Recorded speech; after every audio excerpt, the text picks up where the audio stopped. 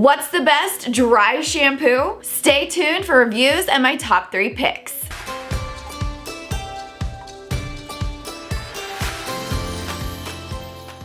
Hey everyone, I'm Coral and welcome to my channel. Today I'm going to share with you a review of 5 different popular dry shampoos. About 7 years ago is the first time that I started using dry shampoo, and I have definitely been using it ever since. I go through a lot of dry shampoo and I've tried lots of different products to find out what works and doesn't work for me. I have naturally oily hair, so my hair requires a lot out of a dry shampoo. You wouldn't be able to tell that I have naturally oily hair a lot of the time because the dry shampoo that I use keeps it under control, but it's just something that is a factor for me when picking out dry shampoo. I also usually go for dry shampoos that add volume because I also have very thin hair and it's long, so it pulls it down. So usually volume is something that I'm going to be looking for in a dry shampoo as well. I have 5 different dry shampoos that I chose to review for you guys. 3 of them are on the cheaper end for like $5 to $6, and then I chose 2 on the mid-range end around $12 to $15. I didn't choose any high-end brands to test out because I go through a ton of dry shampoo and it's just not realistic to be spending over $20 all the time for the dry shampoo that I'm going to be using. I will also say before we get started that I am not including the Batiste dry shampoo. I know that's a really popular one. When I first started using dry shampoo 7 years ago, I did try Batiste, but I wasn't a big fan of it because there was a lot of white cast for me, and that's a bottle that you have to shake up a lot, and I didn't feel like it gave me enough volume, so Batiste is not one of the ones that I will be reviewing in this video. So let's go ahead and get started with the review. I'm going to talk about each of the dry shampoos that I reviewed and tell you my thoughts on them, and then at the end I'm going to choose my top 3 picks.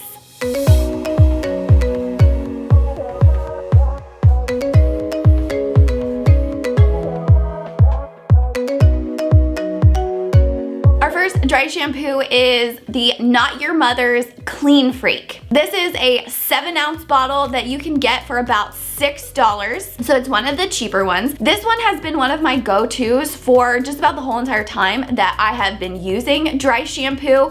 All the way back 7 years ago, I tried it and kind of liked it. It's never been one of my absolute favorites, but it's always been one that I end up purchasing and kind of just have around because I go through so much dry shampoo that I always like to have multiple different options around. This one is good for volume. Like I said, volume is something that I'm always looking for my dry shampoos, and I really like the smell. It has a nice fresh smell to it. It kind of reminds me of like baby wipes, I guess. It's just like a fresh, clean smell that does smell nice in your hair. This one does have a white cast. I talked about how like the Batiste one I didn't like originally because it had a lot of white cast. I don't get a ton of white cast from this one.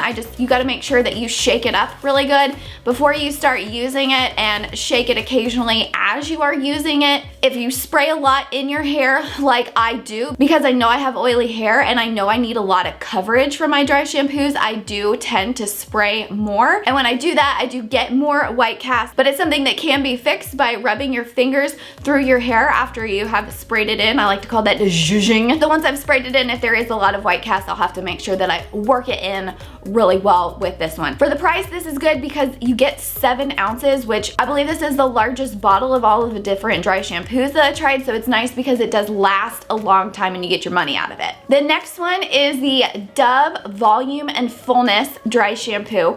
Dove has a couple of different dry shampoos that honestly I haven't tried the other ones because this is the one that I always go for because like I said, I'm looking for volume. So that's the feature that I tend to pick when I'm looking for dry shampoo. This one has been my go-to for the past several years. It is the one that I always find myself reaching for and then I'm always buying at the store. I almost always have a bottle of this dry shampoo and use it all the time. You pay about $5 for this bottle and it's 5 ounces, so it's about $1 cheaper than the Not Your Mother's, but you get less out of it. This one, it does have a nice smell. I was trying to think of what it smelled like the other day and it kind of reminds me of the Bath & Body Works scent Juniper Breeze. It's not a super strong scent. It's not the like fresh, clean scent like the Not Your Mother's, but it's not super florally either.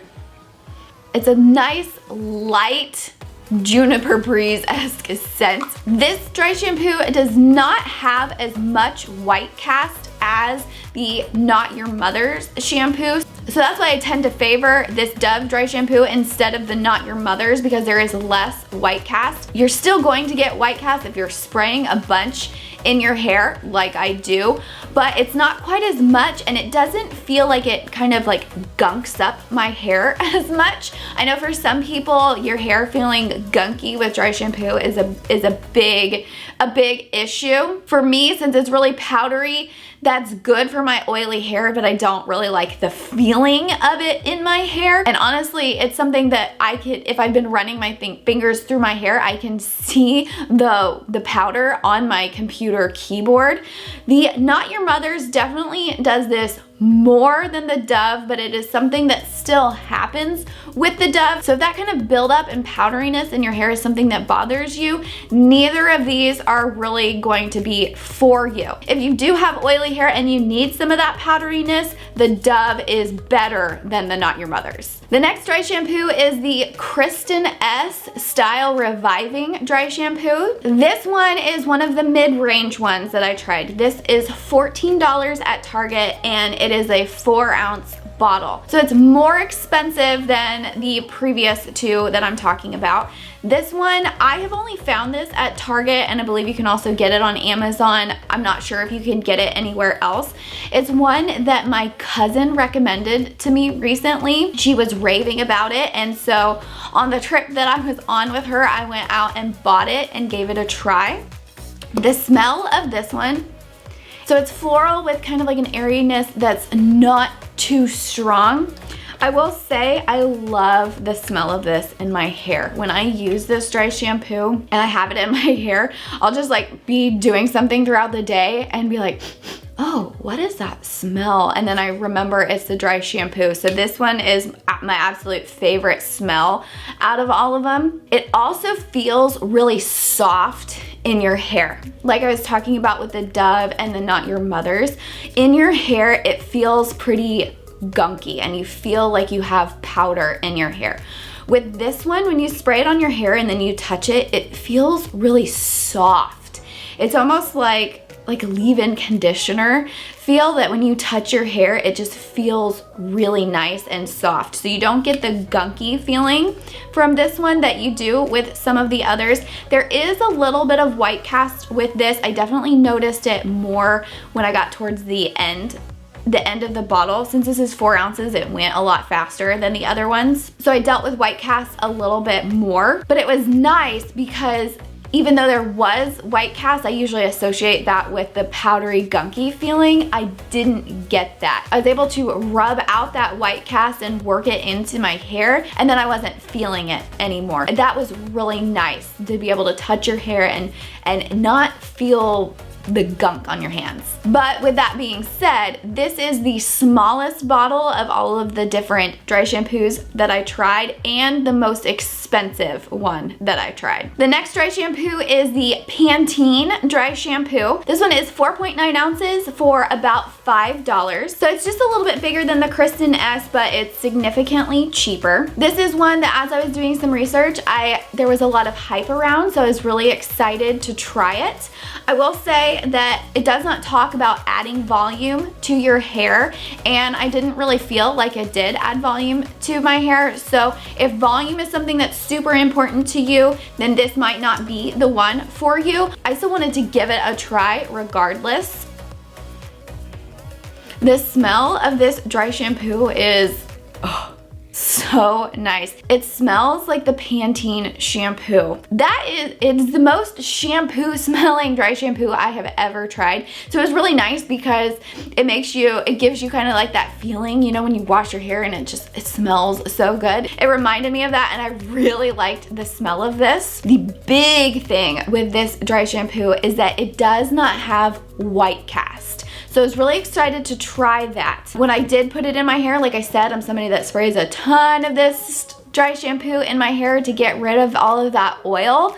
There was not a white cast, so that was really nice, because while I know that the powdery white cast in dry shampoos is what really helps with my oil, it was nice to not have to spend that extra time to work it in. The first time I tried this, I thought, oh my God, I have found the holy grail of dry shampoos. However, as I continued to try it, that I did not come away with the same thought. The first time I tried this, I was just heading out the door really quick to go on the boat, and so I wasn't really concerned about how much I was putting in my hair. I just kind of sprayed just a little bit, and I was like, ooh, cool, smells nice, looks nice, we're good to go. As I continued trying it and using it on days where my hair was a little bit more oily and I needed more product, that's when this changed for me. What I found with this dry shampoo that really bummed me out, because I wanted to like this so much, is that the amount of product that I need in order for my hair not to be oily caused me to have to use so much of this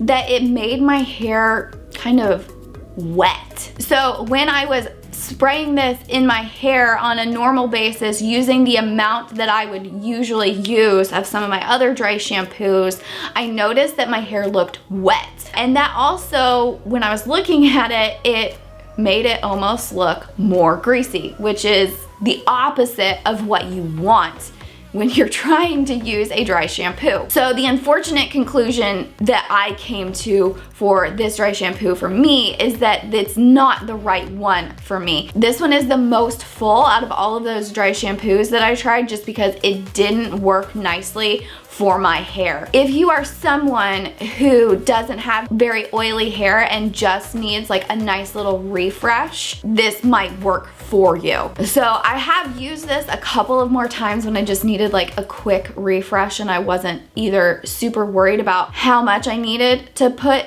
in my hair, or my hair just wasn't that oily yet. It worked well. So if you're somebody with oily hair like me, this really isn't the right product for you, and I don't really think that it would work well on like day 3 after you've washed your hair, because you're gonna need more of the product then, and then you get that wet kind of greasy feeling that it just doesn't feel like the dry shampoo did its job. So out of all the ones that I tried, I was most disappointed in this, mostly because I wanted to like it so much. I will still use the rest of this on days where my hair just needs like a tiny bit of refresh, but I just have to be very careful about how much of it I'm going to be putting in my hair. That way I don't get that wet greasy feeling. And the last dry shampoo is the Nexxus Dry Shampoo Refreshing Mist. This is the other one that is the mid-range price. This costs about $12 and it is 5 ounces. The scent on this one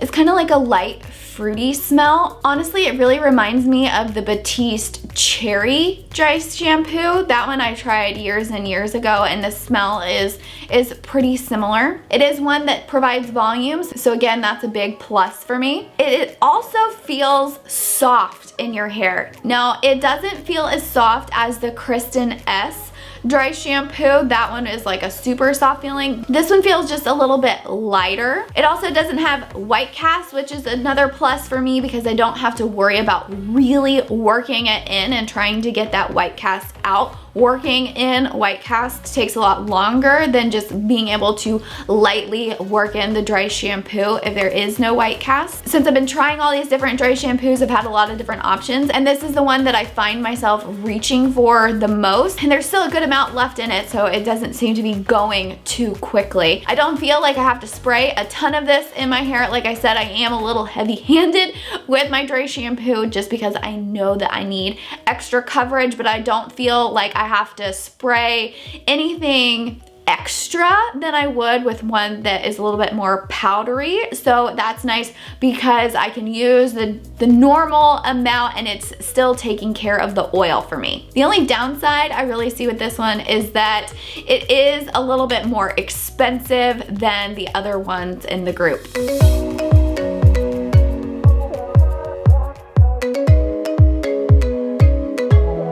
All right, now that I've talked about my review for the 5 different dry shampoos, I'm going to give you my top 3 picks and the reasons why I chose those. We're going to go in reverse order. So number 3 is the Dove Volume and Fullness Dry Shampoo. I picked this one because I feel like it works amazing on oily and greasy hair. If I'm picking this up for 3rd day hair, I know that it is going to take care of all of the oil and my hair is not going to look greasy. And at around $5, it's one of the cheapest options. So I'll definitely be keeping this one in my rotation and have it around because of how much I go through dry shampoo. Number 2 is the Nexxus Refreshing Mist. I love that there's no white cast with this dry shampoo, so it takes me less time to put the dry shampoo in my hair. It also feels soft in my hair and smells nice. Like I said, I've been reaching for this one the most lately, so I will probably be keeping this one in my rotation. I might not use it quite as much as the Dove one because the Dove one is significantly cheaper, but since I go through so much dry shampoo, I like to have multiple different options all of the time, so this one will be kept in my rotation. And my number 1 dry shampoo pick is the Kristin Ess dry shampoo. This one just smells so good. It makes my hair feel so soft. I don't feel like I have a bunch of gunk in my hair, and I feel like it makes my hair look really nice. The biggest downside with this one is that it is the most expensive at $14. I will still continue to buy it, but I probably just won't use it quite as much or buy new bottles as often as the other 2. But 100% this is my top pick. I hope you enjoyed today's video, and I hope it helps you decide which dry shampoo is right for you. Just for watching today's video, I have a special free guide for you, my must-have makeup products. Just click on the first link down in the description, and that will take you to a page where I ask for your name and email address. Just pop in your name and email, that way I know where to send it. If you did enjoy today's video, do me a favor and give me a thumbs up down below. Also, comment below and let me know, which dry shampoo would you pick? If you haven't already, click that subscribe button and hit the bell, that way you never miss a video. Thanks for watching, and I'll see you next time.